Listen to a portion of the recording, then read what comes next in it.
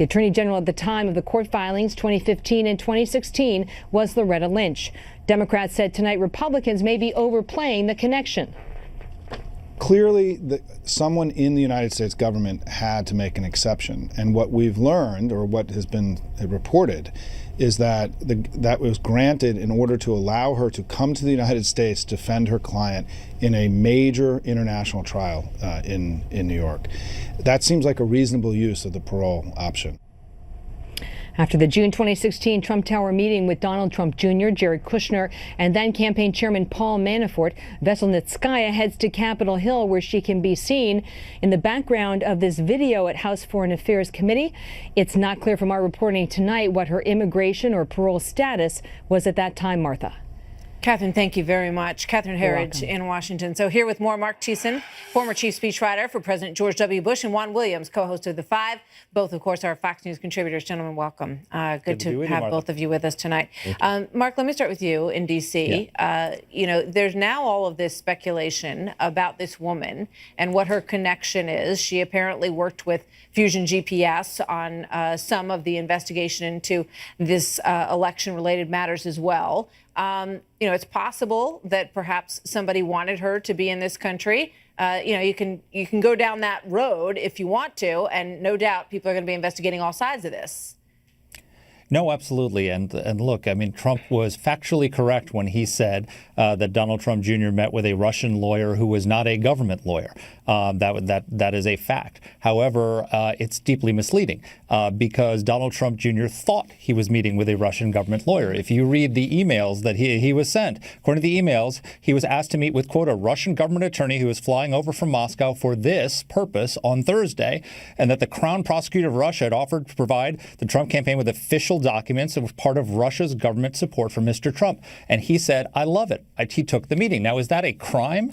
No, it's not a crime, according to most lawyers that I've talked to or read and respect on this subject. But it is collusion. Yeah. And the Trump campaign has been saying for a long time there was no collusion. We now know that Donald Trump and Paul Manafort... It's an attempt at collusion, but it doesn't prove that any collusion actually happened. He was. This is what we know, okay? That Donald Trump Jr., Paul Manafort, and Jared Kushner were aware that the Russian government wanted to help the Trump campaign and Hillary Clinton, and that they were willing to accept that help. That is a problem. It's not a smoking gun. There's not a crime here yet, but it is. It's no longer. You can't just dismiss this as a witch hunt. This is serious stuff.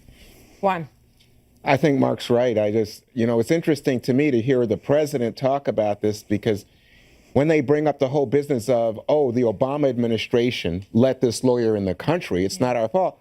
That's not the issue. The issue is that Donald Trump Jr. decided to take a meeting with this woman based on the emails as just described to you by Marc that indicated he was meeting with a lawyer. But the question that they're getting at is, was he set up? Okay. Now, I don't think anyone disputes the premise of what Marc just said, which is that it was really unwise to take this meeting, and it looks terrible. Right. I don't think anybody disagrees with that part of the equation.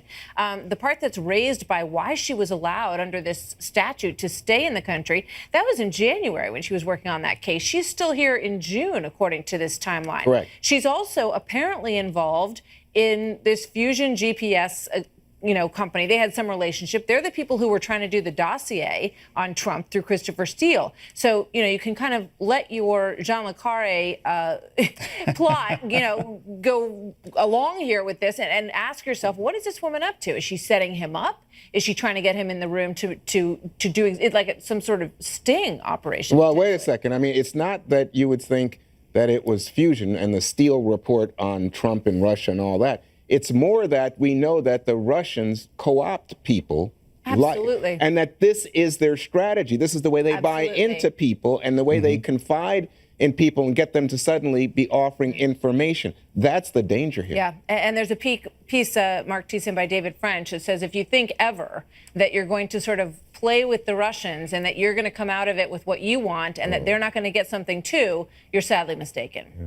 No, David French is exactly right on that, and I agree with Juan that this could very well have been some sort of a setup to get some sort of to compromise Donald Trump Jr. or some members of the campaign that he fell for. But but that he fell for. Now, look, there's a lot of people running around saying this is treason, that this is impeachable. We're way, they're getting way ahead of their skis on this stuff. The names on those emails is Donald Trump Jr., not Donald Trump. And there's no evidence yet that Donald Trump knew about this, that he was in the meeting. But we also don't know whether he knew about this. We don't know what came of this later, or whether there was more discussion of it. We don't know if Donald Trump Jr. told his father that there's a Russian prosecutor coming over to give us information about Hillary Clinton. We just don't know any of that. So this is why Bob Mueller has to get to the bottom of this and get around the speculation. I would just say that that Donald Trump Jr., to be fair to him, said to Sean Hannity earlier this week that he didn't tell his dad.